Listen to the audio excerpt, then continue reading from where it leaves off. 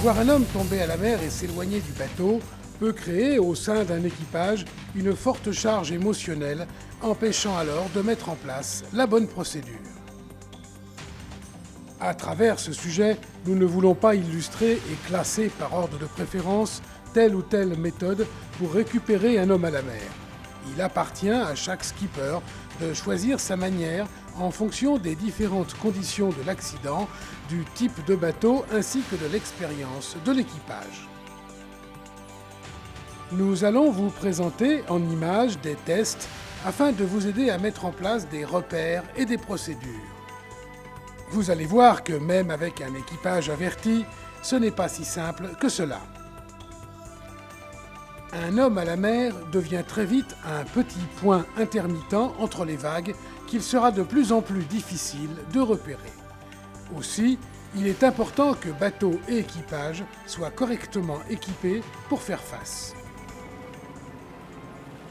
Le voilier utilisé pour cette série de tests est un Jod 35. Il a la particularité, comme un certain nombre de voiliers modernes, de disposer d'un cockpit ouvert sur l'arrière. Les équipages sont composés de pratiquants qui connaissent la manœuvre du voilier. Chaque personne est équipée d'un gilet de sauvetage gonflable automatiquement. Bon, moi je vous propose, comme la dernière fois, de garder exactement les mêmes rôles et les mêmes postes au niveau de la sécurité. L'équipement de sécurité du bateau n'a pas changé de place. Avant la sortie en mer, il est essentiel que le skipper fasse un rapide topo sur le matériel disponible à bord, son emplacement et son fonctionnement. Puis, il doit expliquer les tâches essentielles en cas de chute à la mer d'un des équipiers. Il est important que l'homme à la mer puisse être constamment repéré par un des équipiers. Pour cela, nous disposons d'une série d'équipements à mettre en œuvre. Sur cette image, l'équipier qui est à l'eau met immédiatement la capuche de sa veste. De couleur jaune fluo, elle sera plus facilement repérable qu'une tête nue. Dans la poche de sa veste, notre homme a également un petit sachet de fluorescéine. Une fois le sachet ouvert, une large tache verte fluo se disperse autour de lui.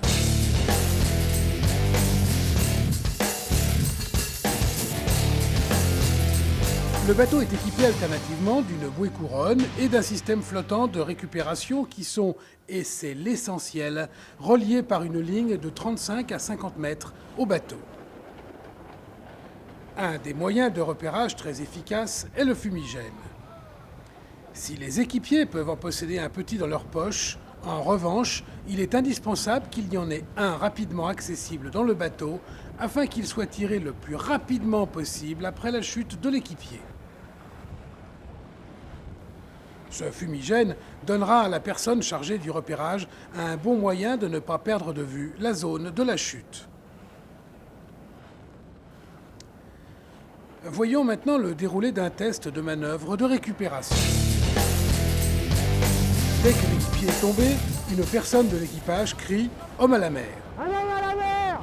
On déroule la bouée couronne, on ne quitte pas les yeux! Le skipper ou responsable du bateau doit donner des ordres précis. Un équipier déroule la bouée couronne, un équipier se charge du repérage, un autre se saisit d'un fumigène et le percute avant de l'envoyer. Vous pouvez voir que le temps de réaction provoque déjà un certain décalage entre le fumigène et l'homme à la mer. Le bateau s'éloigne dans un axe le plus rectiligne possible. Un équipier continue à dérouler les 35 ou 50 mètres de ligne fixés à la bouée ou à l'équipement. Le skipper entame son virement pour revenir sur le naufragé. Pendant la manœuvre, l'équipier chargé du repérage ne quitte pas des yeux le gisement du fumigène. Les mouvements alternatifs des bras du naufragé permettent d'une part de mieux le repérer et d'autre part de signaler à l'équipage qu'il est conscient et donc apte à agir pour sa récupération. Le voilier revient sur l'homme à la mer en tirant derrière lui l'engin ou la bouée de récupération au bout de sa ligne.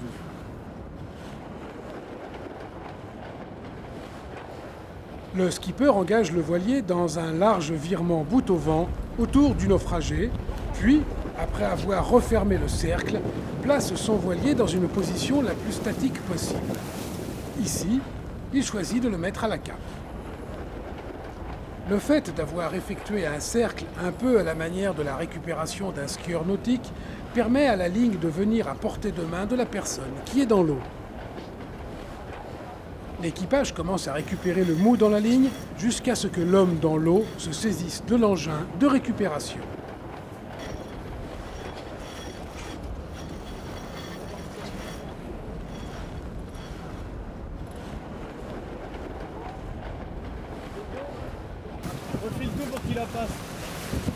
Une fois qu'il est à sa portée, le naufragé enfile l'engin de récupération et se laisse tirer par les équipiers du bateau.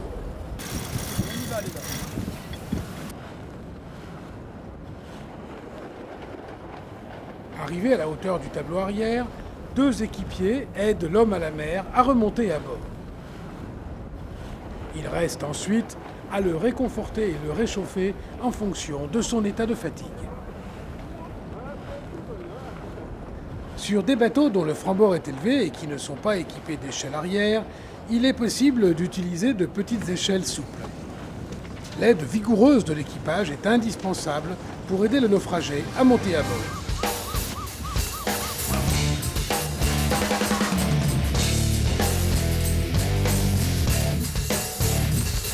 Comme vous allez le voir, le calcul de la trajectoire du voilier afin de bien entourer le naufragé n'est pas si simple.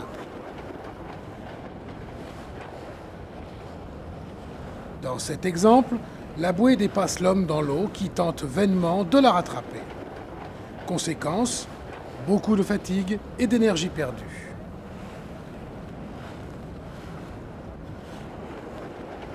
Sur cette récupération, l'homme à la mer tente d'enfiler l'engin de sauvetage avec beaucoup de difficultés car d'une part la ligne est sous tension permanente et d'autre part sa bouée gonflée l'empêche de passer la ceinture flottante autour de lui.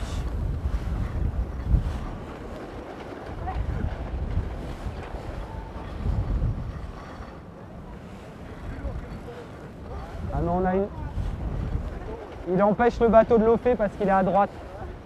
Et ouais, il y a plein de choses qui interviennent après. Le bateau à la cape dérive et avance quand même à une vitesse d'1 ou 2 nœuds. Fatigué, l'homme à la mer passe son bras dans la ceinture de sauvetage et se laisse tracter.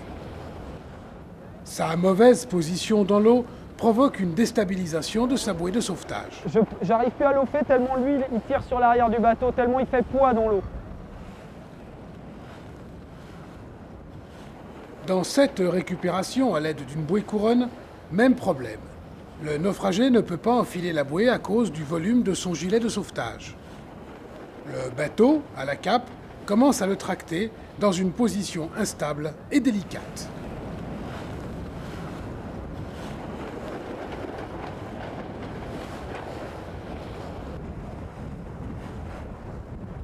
Vous pouvez voir sur cette image que l'effort fait par le naufragé, qui pourtant est un maître nageur sauveteur, provoque rapidement une forte fatigue qui le fera une fois lâcher la ligne. Sur cette tentative de récupération par le côté, le bateau, à sec de toile, fait un écart violent à cause d'une rafale de vent. L'homme à la mer a juste le temps de s'éloigner de la coque. Les échelles souples qui se positionnent sur le côté nécessitent un effort qui provoque souvent un déséquilibre.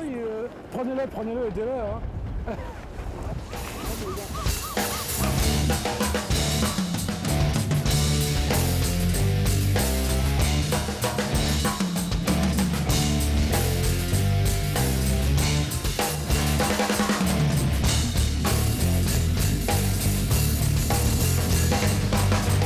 La manœuvre de récupération qui a le mieux fonctionné a consisté à affaler toute la voilure du bateau après avoir cerclé autour du naufragé.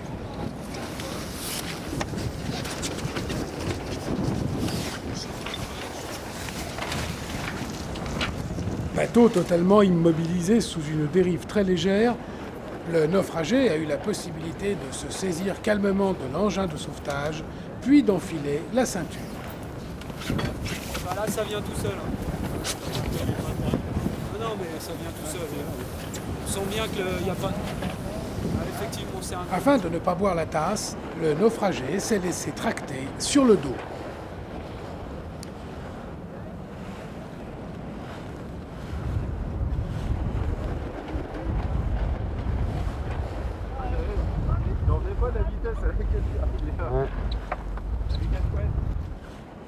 Dans le cas où l'homme à la mer est inconscient, il sera nécessaire qu'un équipier, nageur confirmé, se jette à l'eau pour faciliter la récupération. Dans cet essai, le sauveteur est équipé d'un gilet de sauvetage gonflable manuellement qui lui permet de nager facilement vers le naufragé, sachant qu'il ne se sent pas lui-même en danger. Nous pouvons résumer les phases importantes qui permettent de récupérer le plus facilement possible un homme tombé à la mer. L'équipage doit être correctement équipé, bouée de sauvetage et petit matériel facilitant le repérage.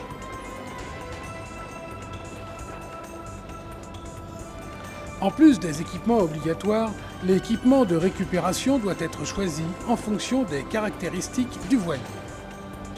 Les engins servant à la signalisation et au sauvetage doivent être placés à des endroits très facilement accessibles rapidement. L'équipage doit connaître l'utilisation de ces engins et le skipper doit, avant une sortie, mettre en place une organisation au sein de son équipage. Le port du gilet de sauvetage est indispensable. Les nouveaux modèles, gonflables, sont maintenant confortables en manœuvre et peuvent sauver une vie. Un geste à ne pas oublier.